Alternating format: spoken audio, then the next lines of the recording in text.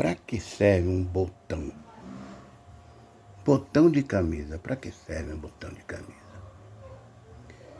Ele tem outra serventia que eu vou mostrar nessa pequena história que eu vou contar para vocês aqui. Era mais ou menos umas 8 horas da manhã, quando eu cheguei numa cidadezinha do interior de São Paulo chamada Cabreúva. Ela fica mais ou menos uns 80 quilômetros da capital de São Paulo, do estado de São Paulo. E assim que eu cheguei, comecei a observar de um lado para o outro. As pessoas iam de lá para cá, entravam em restaurantes, saíam e tal. E eu me conduzi à minha residência, né? Minha nova residência. Essa cidade, ela era conhecida por ter vários tipos de alambiques.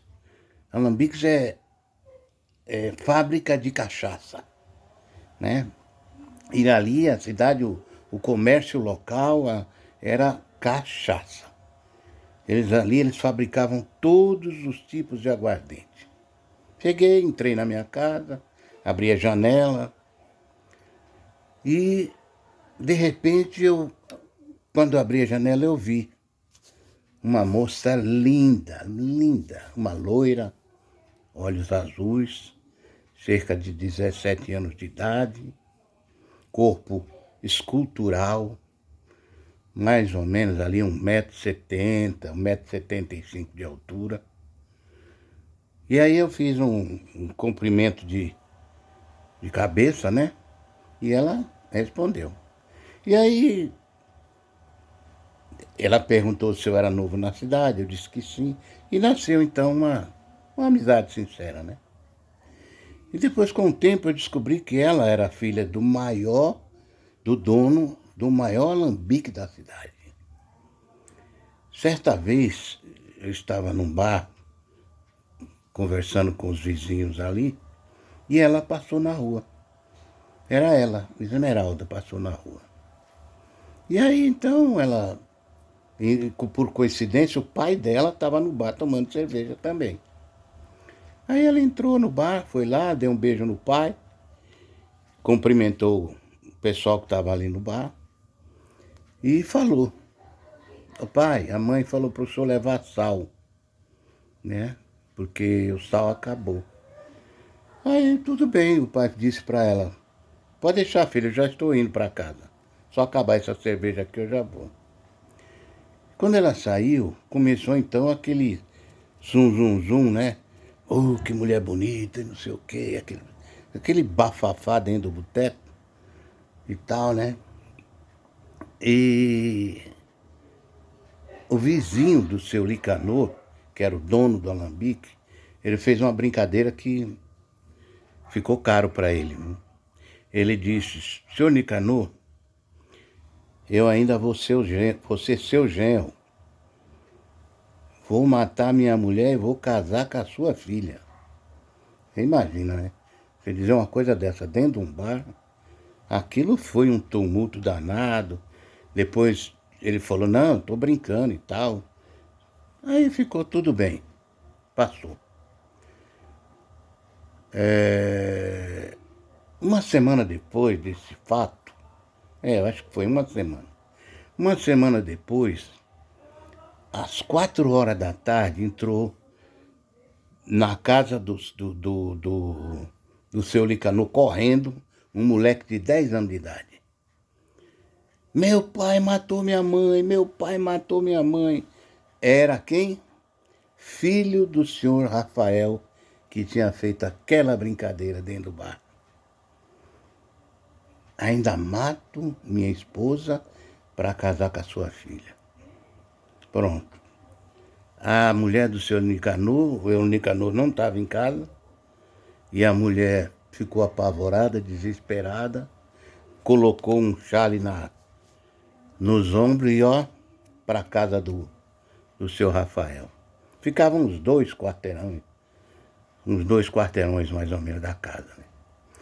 E quando ela entrou, ela viu o seu Rafael ajoelhado no chão, a esposa morta, aos pés dele, E ele gritando, chorando, bem baixinho e dizendo: não fui eu, por Deus, não fui eu.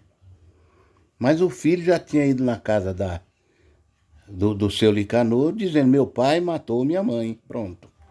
Agora você imagina, né? Aí o que aconteceu? Quando o pessoal escutou aquela gritalhada na casa,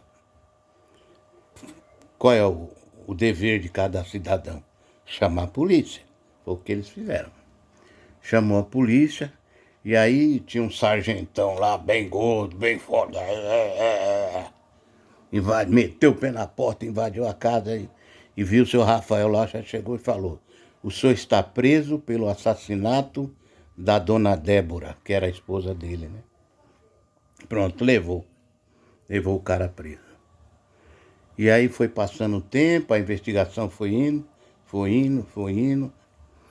A perícia esteve no local, recolheu provas, né? E foi acontecendo, desenvolvendo, né? A investigação e tudo, e foi marcado o julgamento. Enquanto isso, o senhor Rafael estava preso. A cidade ficou dividida, né? Porque ele era um homem bom. Nunca tinha feito nada a ninguém. Os filhos bem educados, estudiosos, mulher alegre, feliz e tal, nova. Ele tinha uns 50 e poucos anos, ela devia ter uns 40 e poucos. Casal feliz, aparentemente feliz. E a investigação foi indo. Investiga daqui, investiga dali. A perícia foi lá em casa, fez a perícia, recolheu alguns objetos e tudo. Tudo bem. Aí, no julgamento, chama-se as testemunhas para depor, né?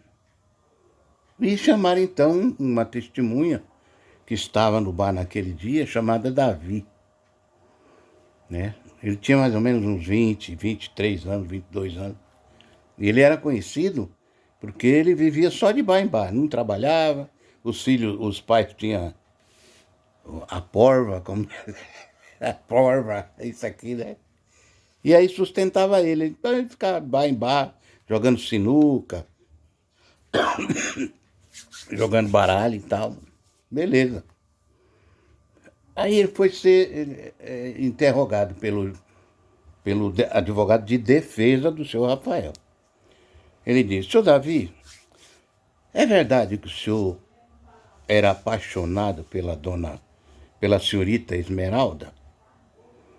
O cara olhou para ele, pensou, falou: era sim, eu gostava dela. Falou assim: é verdade que ela te deu um fora? Ele falou: é verdade, sim. Sabendo que ela não gostava do senhor, e o senhor sabendo da infeliz brincadeira que o senhor Rafael fez, o senhor não se aproveitou desse fato para se livrar desse rival? Matou a esposa dele para que ele fosse preso, para o caminho ficar livre para você e a Esmeralda? A testemunha ficou nervosa, disse para ele: o senhor está louco? Eu nunca, jamais ia fazer isso. O advogado insistiu: onde o senhor perdeu o botão dessa camisa? Está faltando botão aí, não está? Onde o senhor perdeu esse botão? Aí ele olhou: eu nem sabia que não tinha botão. Aí o advogado falou: senhor juiz, senhores jurados, ele disse que não sabe onde perdeu o botão, mas eu sei. Esse botão foi encontrado, tirou o botão do bolso e mostrou. Esse botão foi encontrado na casa do seu Rafael e da dona Débora. Como é que esse botão chegou até lá? Aí o cara ficou sem saber o que dizer.